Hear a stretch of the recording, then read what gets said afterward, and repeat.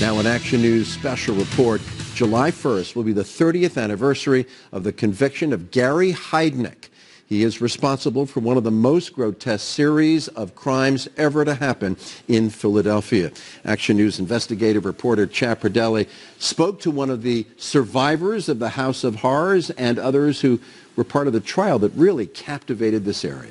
Yes, Jim. Gary Heidnik, as you know, kidnapped, tortured, and raped 6 women. 2 were killed at the hands of Heidnik before he was finally captured. One of the survivors takes us back into that musty cellar and the brutal memories that still haunt her. He stripped me of all my clothes, my wig, and everything, and I'm screaming. It's a moment seared in Jackie Aston's memory. Naked and cuffed, Gary Heidnik dragged her into his personal torture chamber, the basement in his home on the 3500 block of Marshall Street. Down below were 4 other prisoners. Yeah, they was all tied up, chained up. 2 was on the bed, 1 was by the pool table, and 1 was standing up by the window. Heidnik's sick perversions are what partly inspired the character Buffalo Bill in the Academy Award-winning movie The Silence of the Lambs. Heidnik had a pit he'd filled with water and electric shocked the women. But the torture didn't end there. There were daily rapes and beatings. He wrapped tape around our mouth and drove a screwdriver right in our ears and turned them. He wanted to have a perfect race, according to him, of children from these women. Chuck Peruto was an up-and-coming defense attorney in the late 80s and represented Heidnik after he was captured after Josefina Rivera escaped and flagged down a police officer. 2 cops pounded on the door. He opened the door and came out and wouldn't let them in, and they could smell the stench. They didn't want him going anywhere. They busted him right then and there. That stench was one of 2 victims who died in the House of Horrors, Sandra Lindsay and Deborah Dudley. Dudley was electrocuted and buried in the Pine Barrens. Lindsay died from a combination of starvation and torture.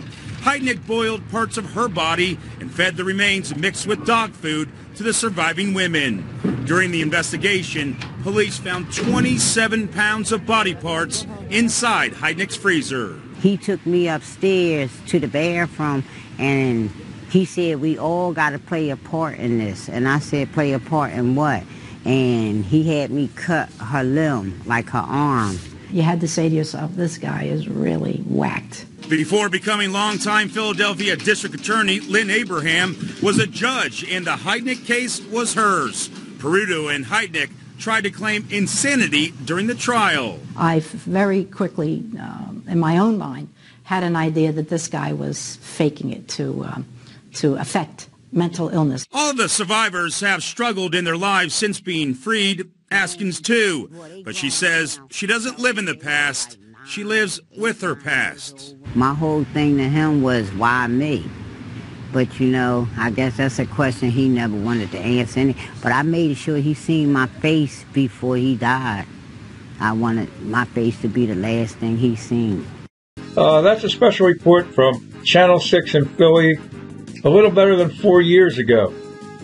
And I'm into this throwback about Gary Heidnik today after some convoluted conversations about some true murder stories.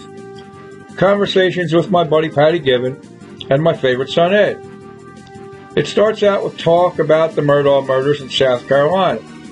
Patty turned me onto that story a while back, and this week my son tells me about the Netflix series about the Murdaugh murders, so I started watching it. Then I mentioned watching the new Dahmer series to Patty, and she replies, yes, and I'm still mad at when the cop wouldn't listen to those 2 women and allowed Dahmer to take that 17-year-old kid back to kill him.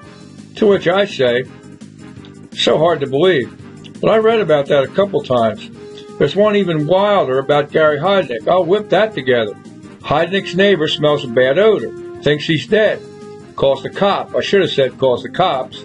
Cop arrives. Heidnik's cooking body parts on stove and in oven to feed to live victims in the basement. He tells the cop he burned a roast, and the cop leaves. And she tells me, oh my God, I didn't know that. Wasn't he from here? I'm sure glad I wasn't in that basement hungry. I watched Silence of the Lambs last night. Gary Heidnik was a model for Buffalo Bill in Silence of the Lambs.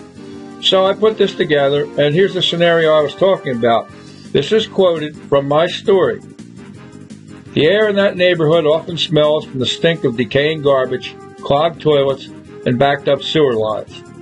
That evening, Gary Heidnik's next-door neighbor, Doris Zabulka, smells a rotten stench that makes her think her neighbor's dead and his body is decomposing.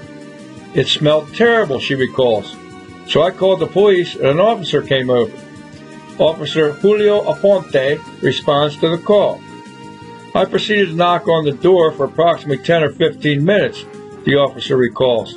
I then proceeded to the rear of the premises, where I did some more knocking, looked through the rear window. I could see a large pot. Something was overboiling, and the smell was twice as strong in the back of the house. I was about to call for a supervisor. All of a sudden, Doris Zabulka recalls, the door opens and Gary walks out. Gary, she asks, what is that god-awful smell? I'm cooking a roast, he says. I fell asleep and it burnt. We thought you were dead or something, she says. Nah, I says, I'm all right. All right, the officer says, as long as you're okay. Heidnik's explanation satisfies Officer Aponte, so he leaves. But no roast is burning. Gary's cooking a girl's head in that pot on the stove, and he's getting rid of other body parts in the oven that he doesn't want to identify. I mean, that's how close that cop comes to capturing the killer in the act of destroying evidence, and he's got like 4 female victims chained up in the basement. But the cop just walks away. True Detective magazine published my story about Gary Heidnik. They titled it Gary Heidnik's House of Horrors, subtitled His Sex Slaves Were Shackled, Nude, and Fed Dog Food. They published it in its January 1993 edition.